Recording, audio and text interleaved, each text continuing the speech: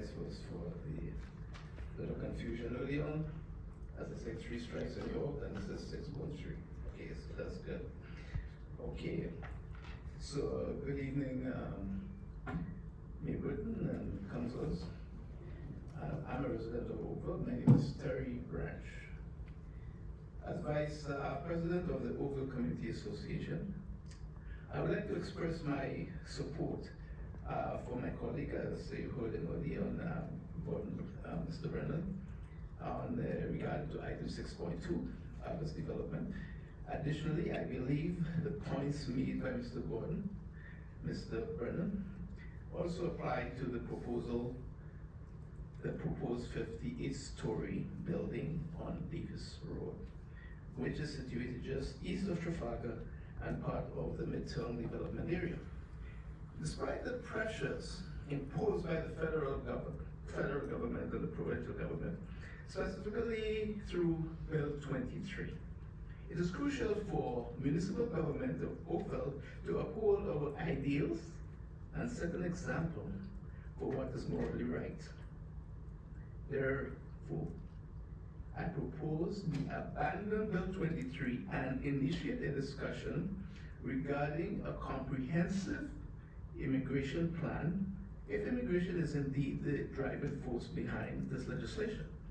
It is important to note that the current plan developments do not contribute to affordable housing and will only exacerbate the existing issue of homelessness in our community.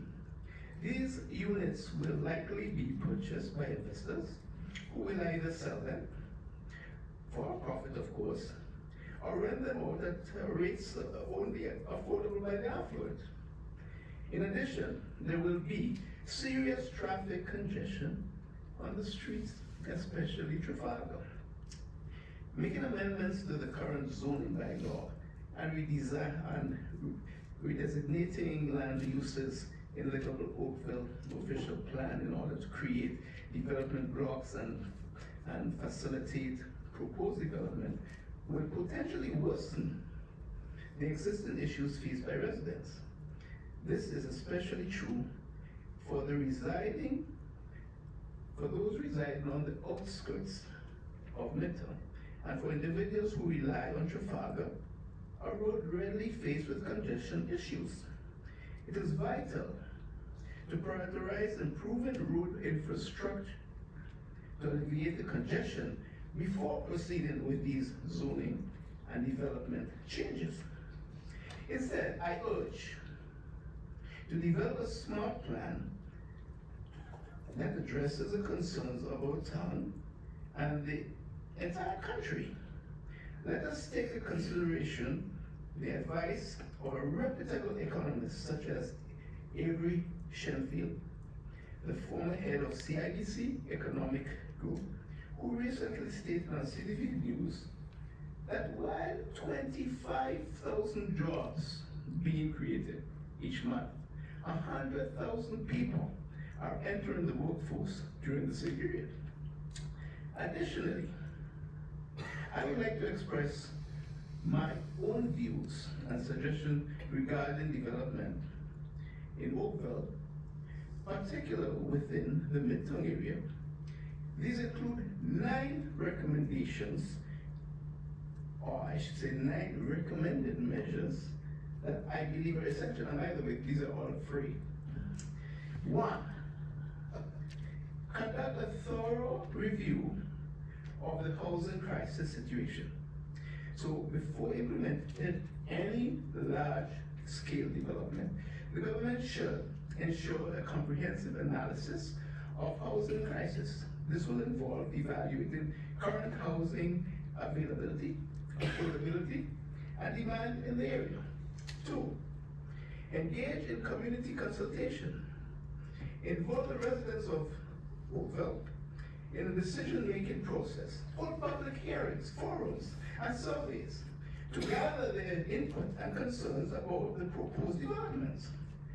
This will help identify potential issues and ensure community support for any future plans.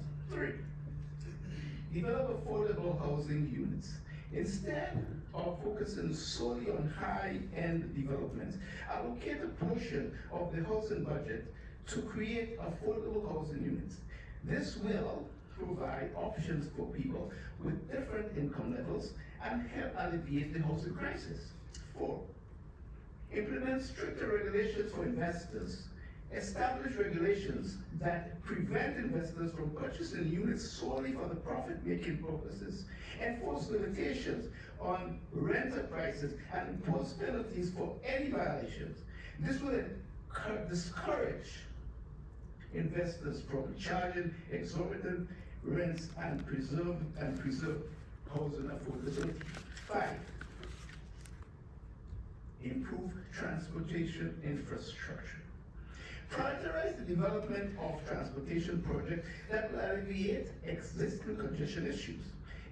Evaluate the proposed road plan from Midtown to Trafalgar and ensure it effectively addresses traffic congestion without negatively impacting residents' travel routes, especially those who rely on Trafalgar to reach the GO train station. 6, enhance urban planning and design. Learn from past mistakes of developing areas and design a comprehensive plan that considers key factors such as traffic flow, congestion management, and overall livability. Engage urban planning specialists to ensure smarter and more holistic development proposal. 7, utilize taxpayers' money efficiently. Implement proper financial management to ensure taxpayers' money is utilized wisely. Conduct cost-benefit analysis for each proposed project to ensure that the potential benefit outweighs the cost and that negative impacts are minimized. 8, promote sustainable development. Consider incorporating green building practices, energy-efficient technologies, and access to public green spaces in all future developments. This will contribute to the overall well-being of residents and create a more sustainable and environmental friendly community. And 9, which is 9 point, free of charge. Continuously review and adapt plans.